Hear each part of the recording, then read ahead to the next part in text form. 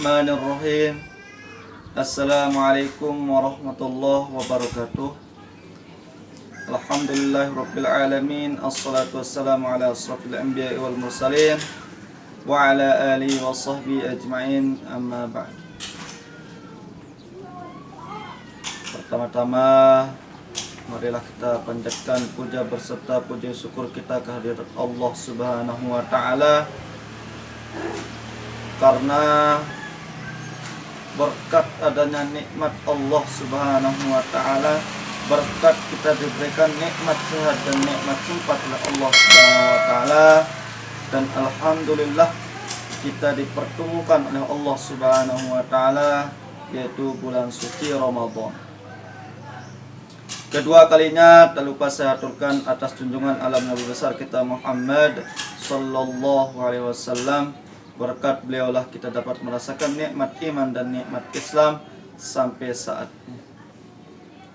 Alhamdulillah, pertemuan yang pertama ini saya akan membahas kitab Hadis Arba'in, yang dimana Hadis Arba'in ini hadisnya luar biasa, hadisnya sahih, dan yang saya akan bahas yaitu hadis yang pertama. Hadis yang pertama dari kitab Arba'in yang berbunyi, An Amiril Mu'minin Abi Hafsin Umar bin Khattab radhiyallahu anhu qala sami'tu Rasulullah sallallahu alaihi wasallam. Dari Amir Mukminin Abi Hafsin Umar bin Khattab radhiyallahu anhu, sami'tu Rasulullah sallallahu alaihi wasallam. Mereka berdua ini telah mendengar Rasulullah sallallahu alaihi wasallam. Sahabat yang dua ini telah mendengar Rasulullah sallallahu alaihi wasallam yaqulu, bersabda, innamal a'malu binniyati, sesungguhnya perbuatan itu diawali dengan niat. Dan niat ini merupakan kewajiban, merupakan wajib di dalam hati kita. Tetapi niat ini tidak wajib diucapkan, akan tetapi niat ini adalah tergantung di dalam hati kita. Jenis niat itu ada dua. Yang pertama ada nama niat, yang kedua ada namanya lapas niat. Yang contohan yang contohan B teparan aran niat, B teparan aran lapas niat. Sak teparan aran niat yang contohan sida lek waktu ngebang zuhur.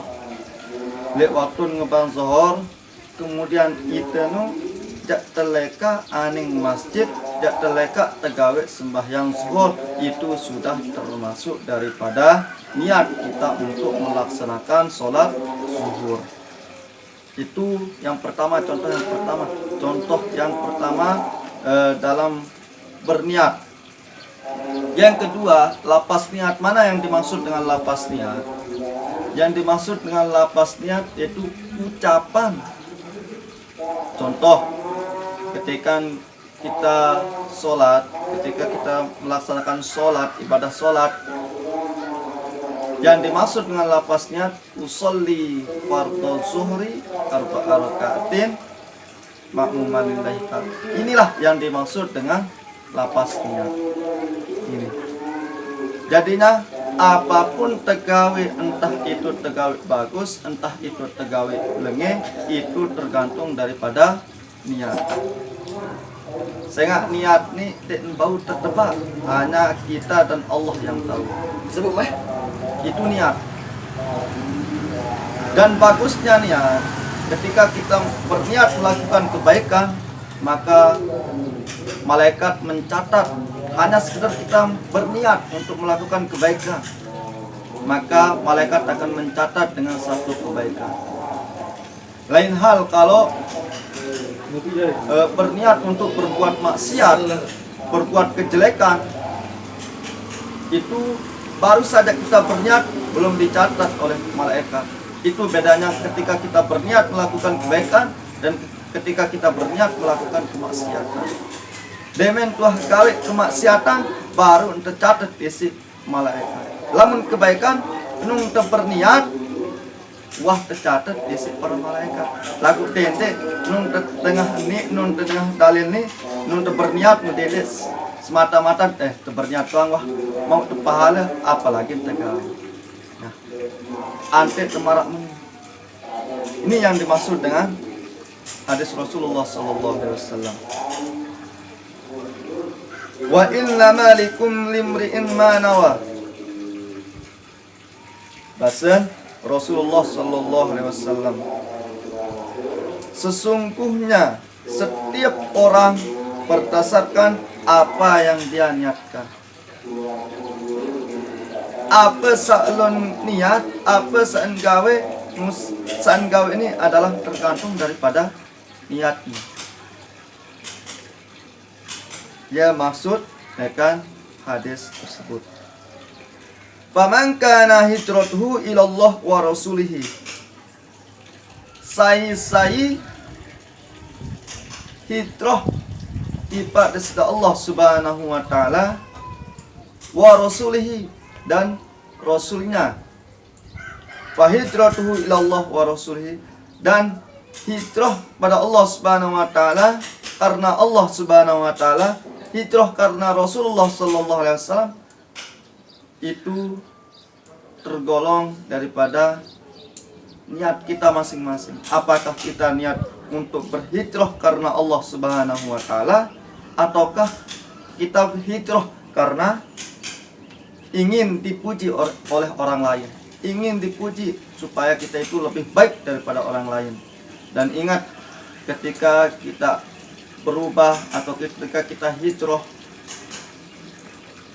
ketika ada teman kita selama hidup ini dia nggawe kemaksiatan ni batur teh nun nggawe selama kemaksiatan.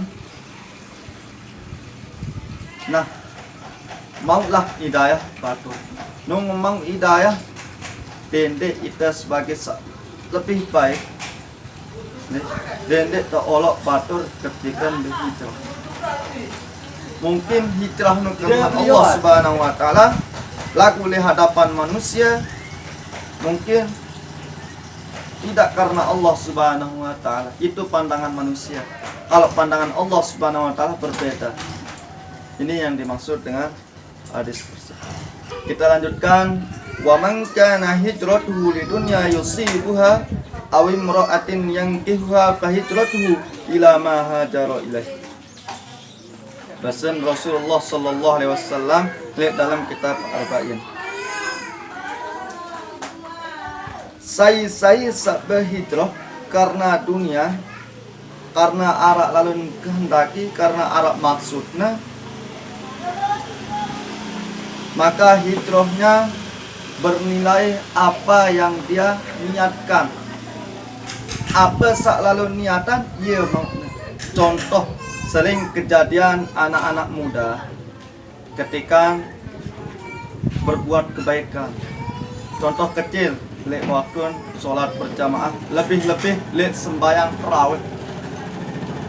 Luwe pemuda sak tujuannya melek seruk raya. Lebih-lebih arak sopok batur tian. Lebih-lebih arak sopok batur. Ini saking melek daitan bareng beraya, akhirnya beribadah karena berayana. Ndek beribadah karena Allah Subhanahu wa taala.